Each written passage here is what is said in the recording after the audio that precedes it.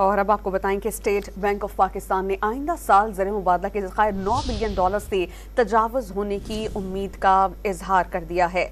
और governor state bank Jamil Ahmed ने ICMA convocation से खिताब करते हुए मुल्क की मुआशी सूरत हाल से मुतल्ला किया और कहा कि गुज़श्ता साल मुल्क की मईशत को चैलेंजिंग सूरत हाल का सामना था। महंगाई 38% तक जा पहुंची है। ज़र मुबादला के ज़खायर में तेज़ी से गिरावट और रुपये पर दबाव देखा गया। Governor state bank of Pakistan ने खुशखबरी दी कि गुज़श्ता साल की निस्बत अब मुल्क की मुआशी सूरत हाल में काफ़ी बेहतरी है। मुआशी अशारिया मुस्बत और गैर यकीनी की सूरत हाल ख़त्म हो चुकी है। स्टॉक मार्केट नई बुलंदियों को छू रही है। ज़र मुबादला के ज़खायर $8 बिलियन के करीब पहुंच गए। Governor state bank of Pakistan ने बताया पाकिस्तान की शराकतदार अपनी हिमायत जारी रखे हुए हैं, ताहम उन्होंने इस सूरत हाल में मज़ीद इक़दामात उठाने की ज़रूरत पर जोर दिया।